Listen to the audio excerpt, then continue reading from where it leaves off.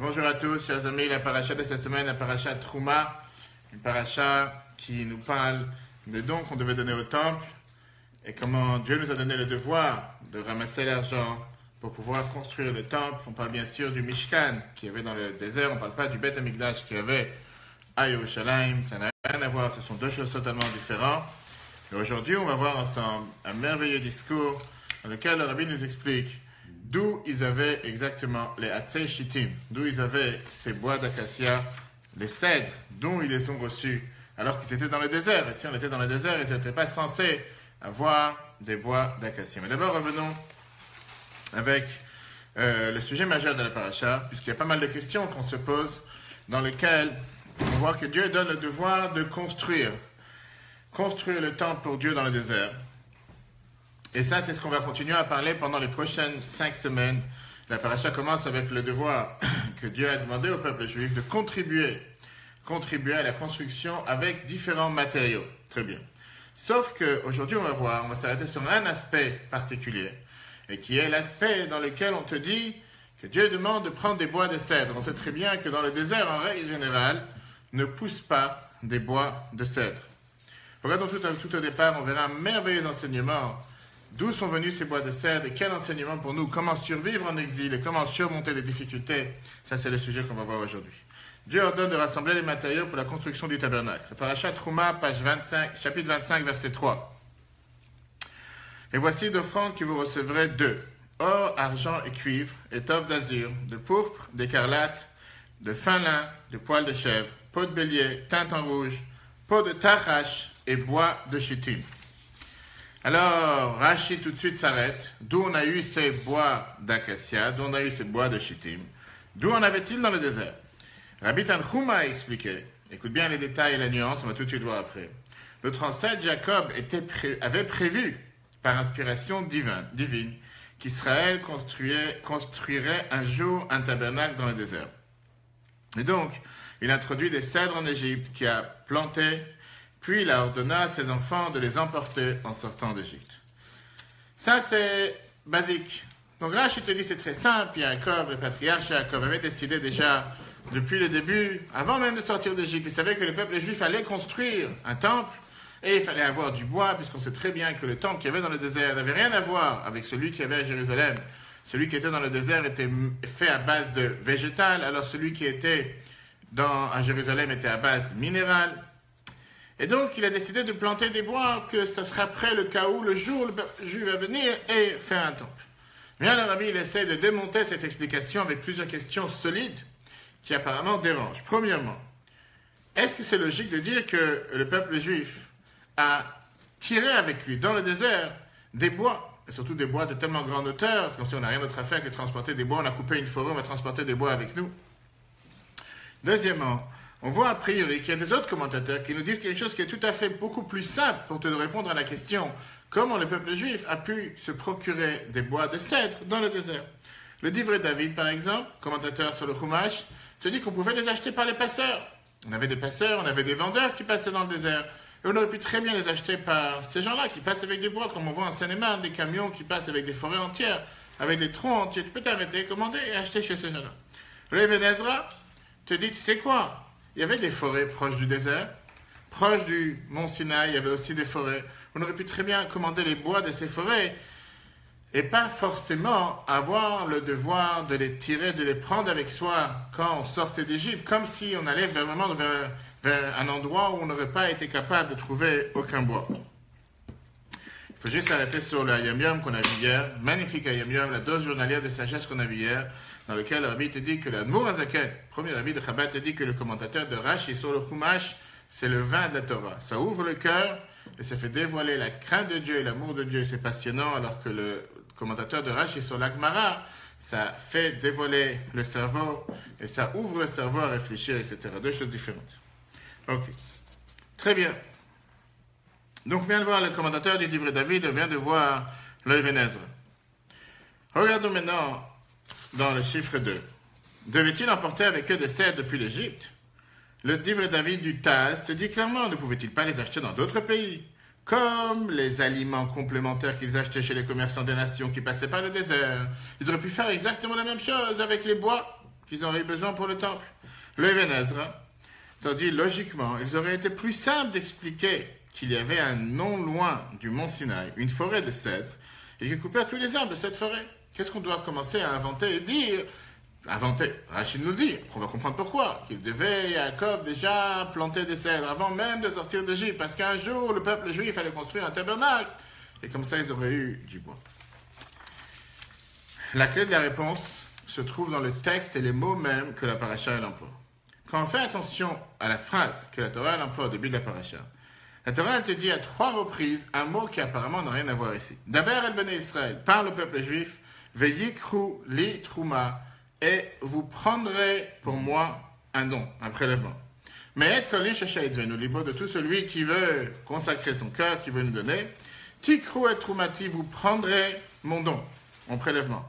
Et la suite, vezot à trouma, et voici le prélèvement, asher tikru, que vous prendrez, mais itam 2.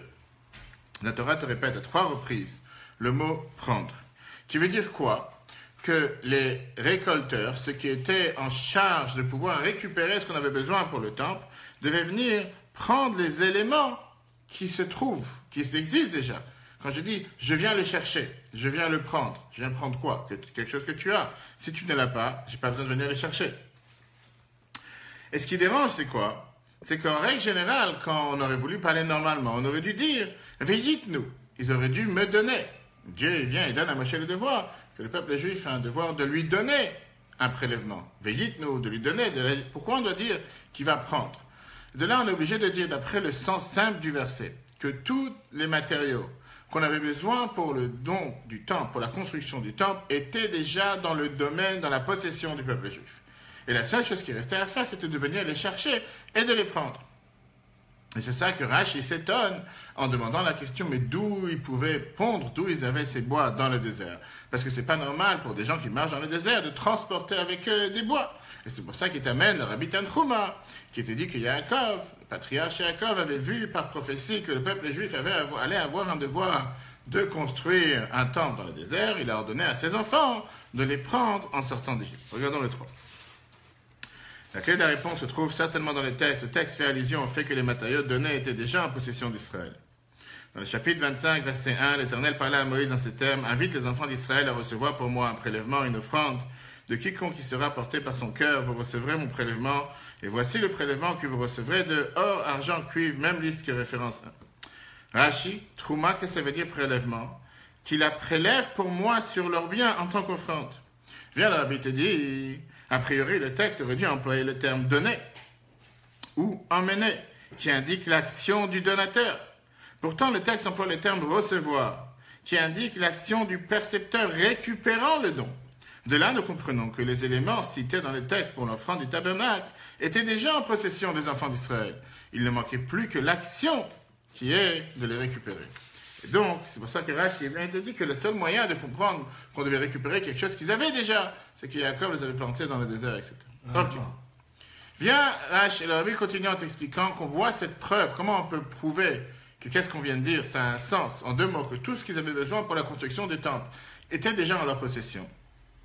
Le Rabbi te dit, regarde comment Rashi t'explique l'azur, d'où ils ont eu l'azur dans le désert et d'où ils ont eu le pourpre. Pourquoi la question te vient juste quand tu parles du bois? Juste quand tu parles du bois qu'il devait avoir dans le temple, pourquoi tu ne poses pas cette question pour tout le reste? Tu es dans le désert, a priori, comment tu peux avoir les 15 éléments? On parlait dans les locaux lundi soir. Le cuivre, les 13 ou les 15 éléments qu'on avait besoin pour la construction du temple. Pourquoi tu viens me parler ici seulement du bois? Le bois te dérange et les autres choses, d'où ils les avaient? Alors bien sûr qu'on avait des animaux, mais d'où tu avais le pourpre, d'où tu avais l'écarlate, d'où tu avais l'azur. Le Rabbi vient te montrer ici, dans le texte, que Rashi base son explication avec une même lignée, avec la même trajectoire. Et regarde ce que Rashi te dit par rapport à l'azur et par rapport au pourpre. Rashi vient et te dit que d'où était ce trélet, d'où on avait cet azur, de la laine teinte du sang du chilazone de couleur verte. C'est un fameux poisson qui existait à l'époque, qui existera, on dit comme Mashiach sera là, et de la pourpre, c'était de la laine teinte d'une couleur appelée argaman. D'ailleurs, on va retrouver ces mots-là aussi dans la Megillah dans 2 semaines. Et du lin, chèche, ça c'était du lin. Viens là, Rabbi te dit, excuse-moi une chose. Rashi n'est pas là pour être un Larousse ou un dictionnaire. Rashi n'a pas aucun but de venir ici et de commencer à t'expliquer tel et tel terme. Même si Rashi vient en général t'expliquer le sens simple du verset, c'est pas un Larousse, c'est pas un dictionnaire. Tape sur Google, tape sur Wikipédia, il va savoir, il va comprendre qu'est-ce qu'il faut faire à chaque moment. Rashi vient ici te dire, pas t'expliquer c'est quoi la chose, mais t'expliquer comment il l'a eu. Parce que Rashi, on voit bien par exemple quand il parle du lin, il te dit pas comment il l'a eu, il te dit c'est du lin. Et va chercher, comprendre, savoir toi-même d'où ça vient et pourquoi. Il n'a pas besoin d'expliquer parce qu'on l'a déjà vu dans la paracha Miketz, ce qu'on a vu précédemment. Oui. Rashi vient ici t'expliquer d'où on a eu ces possessions, d'où on a eu du lin, d'où on a eu de l'azur, d'où on a eu du pourpre dans le désert. Oui. Puisque ça n'a pas de sens de dire que le peuple juif s'est trimballé avec des pots de peinture qu'ils ont achetés, je ne sais pas de quel magasin, pour pouvoir éventuellement peindre toutes ces choses-là une fois qu'ils en auront besoin dans le désert pour construire le temple. Et donc Rashi vient et te dit ici le mot, c'est Tsemer Tzavua. Qu'est-ce que ça veut dire? Il peut te dire, on ne parle pas ici qu'il y avait des pots de peinture pour pouvoir colorer tel et tel élément, mais on parle d'une certaine peau ou bien une certaine laine qui était déjà de cette couleur à l'origine. Et ça, ils les avaient avec eux en sortant d'Égypte, puisqu'on sait très bien que Moshe, quand il a parlé à Pharaon en demandant que le peuple juif sorte d'Égypte, il lui a dit on sort avec nos petits bétails et nos grands bétails, donc tous ces peaux d'animaux, on les avait avec nous. C'est pas quelque chose qu'on a dû trouver dans le désert de quelque part. Donc automatiquement, on avait aussi de la laine particulière, avec des couleurs particulières, et avec ça on a utilisé pour faire le temple. Viens, Rashi continue en te disant, c'est quoi Shesh, c'est du lin. En te disant, le lin grandissait en Égypte, sans aucun problème. Et donc le peuple juif avait des tonnes de lin, des bobines de lin, ou des kilos de lin, avec eux en sortant d'Égypte. Regardons le texte. Deuxième phrase.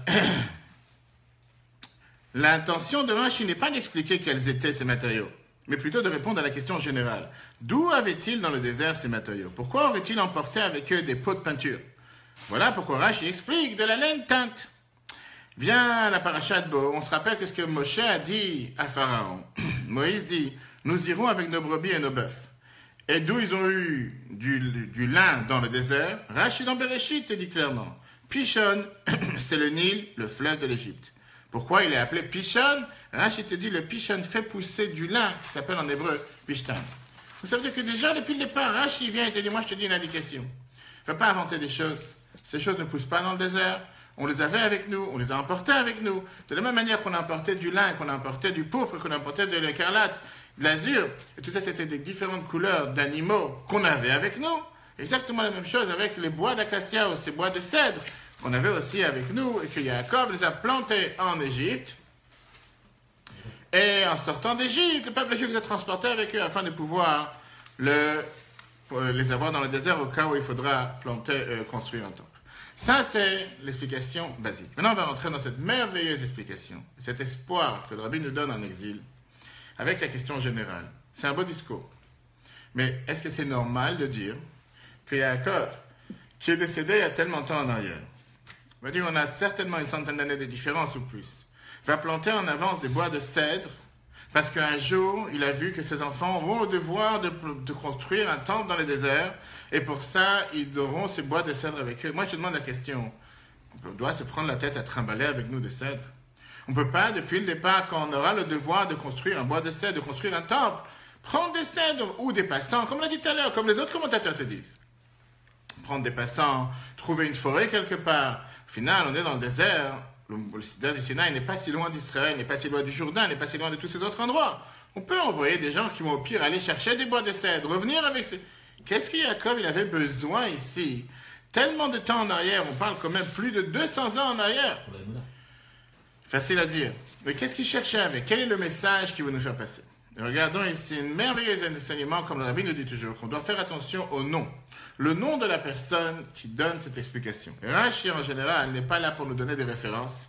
Mais quand Rashi t'amène le nom de la personne, il y a ici un enseignement. Et Rashi te dit que c'est qui a dit cette explication? Que c'est Yaakov qui a planté dans le désert, en Égypte, ces bois afin qu'on puisse les amener dans le désert. Rabbi Tanchuma. Tanchuma vient du mot Tanchumim, qui veut dire consolation. Yaakov a amené ces bois de cèdre qu'il a plantés en Égypte, pour que tout le temps que les Juifs sont en exil, et pendant tout le temps de l'esclavage qui s'est passé après en exil, on aura avec nous ces cèdres pour les prendre avec nous quand on sortira d'Égypte. Pourquoi? Pour que le peuple juif se rappelle, ne pas perdre vue de la délivrance, ne pas perdre vue des bonnes nouvelles, ne pas perdre vue de la consolation, et grâce à ça, surmonter les difficultés de l'exil. Yaakov, la Torah nous dit, Tziva Levanov, il a ordonné à ses enfants de prendre avec eux ces bois en sortant d'Égypte. Et avec ça, eux, ils ont ordonné à leurs enfants, à leurs petits-enfants. Chaque fois que dans l'Égypte, il y avait un juif qui était avec un moral, qui n'était pas forcément le meilleur moral, ou qui était de mauvaise humeur, ou qui était avec les difficultés de l'exil, avec les différentes épreuves qui peuvent se passer, avec les différents casse-têtes et ennuis, surtout on parle de l'esclavage qu'ils avaient en Égypte. Il disait à sa famille, viens revisiter la forêt. Cette forêt de cèdre, c'est qui l'a planté. Notre grand-père, notre arrière-grand-père, c'est lui qui l'a planté. Et après ça, il prenait de la force, que ça leur rappelait. Un jour, tôt ou tard, on va sortir de cet exil. L'exil en soi n'est pas un but. Tôt ou tard, on va sortir de cette difficulté. Tôt ou tard, on ne va pas rester ici. On va pouvoir sortir et construire le temple. Et donc, au final, en voyant ces cèdres et en continuant à voir de génération en génération qu'est-ce que le grand-père avait déjà préparé, on est avec cet espoir et le moral élevé en se disant que malgré les difficultés, on va s'en sortir. Et au final, la réalité et la finalité du peuple juif est beaucoup plus brillante, beaucoup plus éclairée, beaucoup plus merveilleuse que le moment momentané dans lequel nous sommes, qui est un exil ou qui est une difficulté. Regardons le 5. Au final, pourquoi Jacob a dû planter des cèdres 200 ans plus tôt en Égypte? Ces cèdres en Égypte furent source de grande consolation pour Israël. Rashi répond par allusion en indiquant le nom de l'auteur Rabbi Tanchuma. Étymologiquement, le consolateur. Lorsque les enfants d'Israël étaient durement asservis dans l'exil égyptien, ils prirent confiance tout au long de l'exil en se rappelant de la promesse divine qu'ils allaient s'en sortir. Mais aussi, en voyant de leurs propres yeux les cèdres que Jacob avait plantés en Égypte. Cèdres qu'il ordonna à ses enfants, qui le transmirent à leurs enfants, de les emporter avec eux en sortant d'Égypte.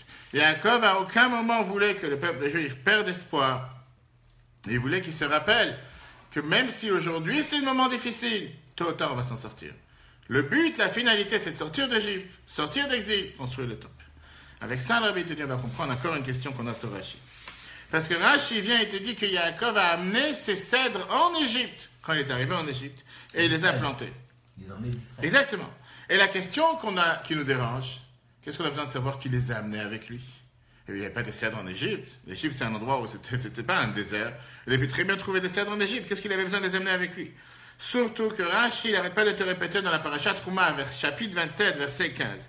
Il te dit encore une fois, tu feras les poutres du tabernacle, du temple, de ces fameux bois que Yaakov a plantés en Égypte. Et quand il est mort, il a dit à ses enfants de les faire sortir d'Égypte, etc. Quel est le but que Rashi vient ici accentuer sur le fait que Yaakov avait le devoir d'amener les cèdres en Égypte et de les planter en Égypte? Quel était le but de savoir qu'il les amenait dans un autre endroit? Mais ça a à faire avec la consolation qu'on vient de voir que Yaakov fait passer le message à ses enfants.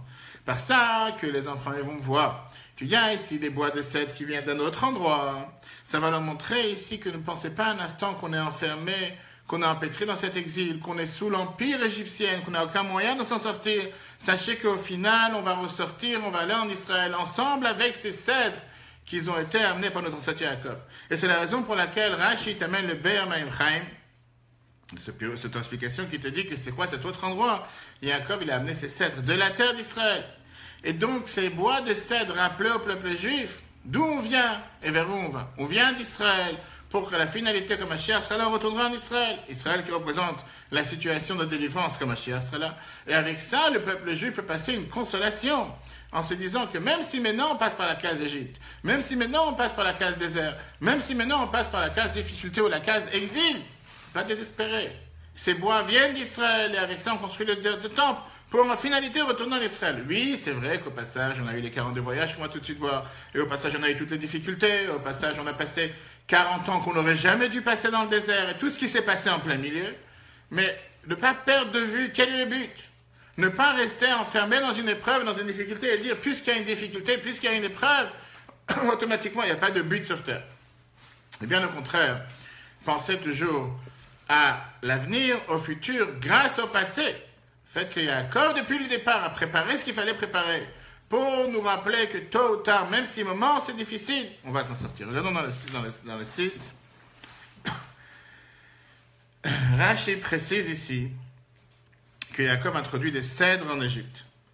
Le Ber Maim Chaim, qui est le frère du Maharal de Prague, te dit que Jacob emmena les cèdres de la terre d'Israël. Le fait de savoir l'origine de ces bois, l'origine de ces cèdres, accentua la consolation. Ce détail introduit est important pour la consolation. De fait, de voir physiquement des cèdres importés d'Israël, qui rappellent la délivrance, souligne davantage le fait qu'ils ne sont pas entièrement sous l'emprise de l'Égypte, qu'ils finiront par y sortir pour se rendre avec ces cèdres en Israël. Ok, encore une fois, ça c'est l'explication que le Rabbi nous donne par rapport à ce merveilleux commentaire que Rashi nous amène, que Yaakov a amené les bois de cèdres, etc. Mais, comme on sait très bien que la Torah n'est pas une histoire du passé, la Torah c'est une histoire du présent. La Torah, langage Horah, qui veut dire enseignement. Qu'est-ce que nous apprenons de cette merveilleuse explication pour la vie de chacun d'entre nous dans la vie de tous les jours? Qu'est-ce que cela me parle aujourd'hui en 2018? L'explication de Rabbi Tanchuma, c'est pas seulement que c'était une consolation pour les Juifs qui vivaient à l'époque, mais c'est une consolation pour nous aujourd'hui. Le Bechaye, qui est un des meilleurs commentateurs du Chumash, t'explique que même les 49 voyages que le peuple juif a eu dans le désert, c'est pas juste pour te raconter les stations de train ou de métro que le peuple juif a pris à l'époque. C'est pour parler du futur. Que de la même manière qu'on est sorti avec la première délivrance d'Égypte vers le désert, de la même manière avec la dernière délivrance, le peuple juif va aussi sortir, pas seulement sortir des épreuves qui sont passées dans le passé, sortir des épreuves qui se sont passées maintenant, sortir des épreuves qui sont passées à travers tout l'exil pour aller à la rédemption finale. Et la différence, c'est qu'il n'y aura pas comme il y avait en Égypte, dans lequel il y a eu certains qui n'ont pas voulu sortir, qui sont restés. Quand Mashiach va venir, ça n'existera pas quelqu'un qui restera, puisque tout le monde sortira. Ça ne veut pas dire maintenant qu'on va ressortir d'Israël pour aller en Égypte, pour aller dans un désert matériel. C'est-à-dire que la Torah te dit, sache qu'un jour, on va sortir. Un jour, on va sortir d'Israël pour aller dans un terrain qui s'appelle un désert. Pas forcément un désert matériel, ça peut être un désert spirituel. Le but que Dieu te donne, c'est d'aller dans le désert et construire un temple dans le désert. Transformer ce désert en tant que temple et sanctuaire pour Dieu.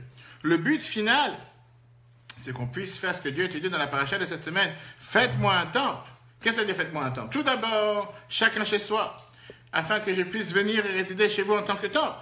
Bien sûr que la finalité, c'est de construire le 3e temple, dans lequel va se dévoiler toutes les qualités suprêmes et toute la divinité qu'il y avait dans le temple qui a été fait dans le désert, qui était le temple Mikdash Hamidbar, le temple qu'il y avait dans le désert. Donc la raison pourquoi on doit se rappeler de ces bois de cèdre, et pourquoi on te dit que c'est Yaakov qui les a plantés, pour te dire que nous n'avons pas seulement le devoir de se dire « Ok, un jour on va sortir ». Ça, c'est dans la finalité. Et qu'est-ce que tu fais aujourd'hui? Ça ne sert à rien de dire je vais me marier demain, je vais me marier dans un an. Et qu'est-ce que tu fais en attendant? Tu ne prépares pas un mariage. On a le devoir de se dire à chaque instant, aujourd'hui je dois construire un temple. Aujourd'hui qu'on n'est pas en Israël matériellement, aujourd'hui qu'on est en dehors d'Israël, même si quelqu'un il est au côté, il dit clairement qu'il est exilé de la terre, comme on dit dans la prière, on doit se dire qu'est-ce que je fais aujourd'hui en tant que construction du temple? Comment je construis le temple aujourd'hui? Par ça que je change ma maison, mon environnement, ma famille, en tant que temple pour Dieu, puisque Dieu dans la paracha de cette semaine te dit je vais résider parmi vous à l'intérieur de chacun d'entre vous, afin qu'à la finalité on puisse tous ensemble retrouver la construction du 3e temple. Regardons le Bechaye. Ce commentateur de Rabbi Tanchuma est d'actualité pour l'exil actuel. Le Rabbi Bechaye te dit dans la paracha Massé, l'histoire des 42 voyages étapes fait également allusion au futur, de même que lors de la première délivrance, les enfants d'Israël sortirent de l'Égypte vers le désert. Il en sera ainsi pour la dernière délivrance. De nombreux Juifs sortiront vers le désert. Qu'est-ce que ça veut dire vers le désert? Le Rabbi t'explique. Le but de ce voyage est de construire un tabernacle dans le désert, de faire du désert le lieu négatif, vide de toute sainteté. Et le désert, ça peut être chacun chez soi, ça peut être au cotel, ça peut être n'importe quel autre endroit. Un sanctuaire pour Dieu.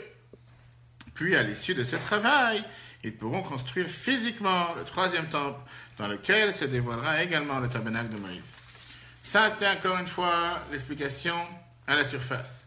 Maintenant, on va voir ici un merveilleux enseignement que Rabbi nous explique pourquoi Rashi doit s'efforcer à te dire que c'est Rabbi Tanchuma, on a vu tout à l'heure, qui parle de consolation, qui te dit que Yaakov était celui qui a amené les bois pour les planter en Égypte, pour pouvoir les ressortir et finalement reconstruire le temple après dans le désert, et pour nous la finalité.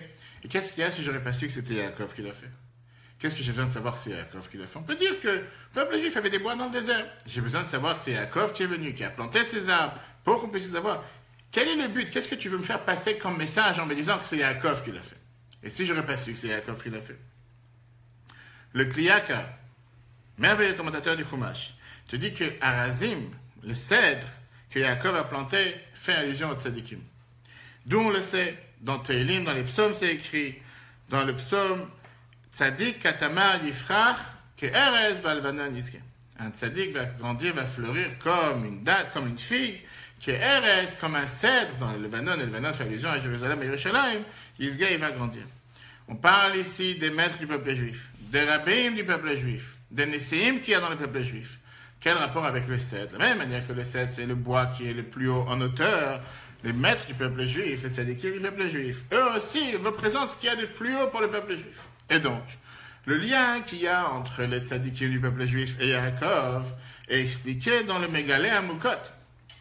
Que quand tu dis un Nassi, un maître du peuple juif, Nassi, c'est l'acronyme des 4 mots Nitzutzo, Shel Yaakov Avinu, l'étincelle de Yaakov. Et alors, de la même manière que Yaakov était celui qui a uni tout le peuple juif, sans différence, exactement la même chose avec chaque Nassi Israël, chaque maître du peuple juif, que lui, avec sa Neshama générale, puisqu'il a une Neshama générale qui englobe tout le peuple juif, qui inclut tous les gens de la génération, il unit en lui et il englobe à l'intérieur de lui tous les gens de la génération. Et ça, ce sont les bois de cèdre que nous avons aujourd'hui dans notre génération. Et particulièrement dans chaque génération qu'on va tout de suite voir, qui nous donne l'espoir et qui nous donne la foi et qui nous donne le positif, qui nous donne le moral, qui nous donne la chance, qui nous donne l'énergie, qui nous donne la force de ne pas être abattu par l'Égypte, de ne pas être abattu par l'exil, de ne pas être abattu par les difficultés. Mais au contraire, gardez la tête haute, gardez l'espoir, gardez le positif, gardez la vitalité en se disant que même si on passe un moment difficile, même si on passe une épreuve en sachant qu'on est attaché avec un tzaddik de la génération, on peut surmonter toutes les épreuves et arriver au but final. Et comme la Bible te dit que la différence c'est très simple. Il y a des gens qui peuvent te dire qu'on peut s'arranger, qu'on peut se débrouiller en exil sans forcément être attaché au tzaddik de la génération. On aurait pu être attaché avec Rambam, avec tout le respect qu'on a pour Maïmonide, plus de 1000 ans. On peut être attaché avec Rashi, 1000 ans environ on a. Et pourquoi pas c'est des grands tzadikim, des maîtres du peuple juif. Ou bien être attaché avec des tzadikim du passé qu'on n'a pas connus. Et on peut s'arranger comme ça jusqu'à ce que Mashiach il arrive.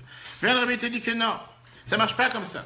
On peut être attaché à Dieu, mais ça c'est un problème, parce que Dieu tu ne le vois pas. Et Dieu te dit qu'on a un devoir de s'attacher avec les tzadikim de la génération. On a vu ça il y a 3 semaines dans Yitro, quand Dieu dit à Moshe, pas seulement le peuple juif va faire confiance en moi, mais ils font confiance en toi. On a vu dans la Shira qu'on dit tous les jours, Vayaminu Bashem, ou Moshe Avdo. Vous aurez confiance en Dieu, ils auront confiance en Dieu et dans Moshe son serviteur.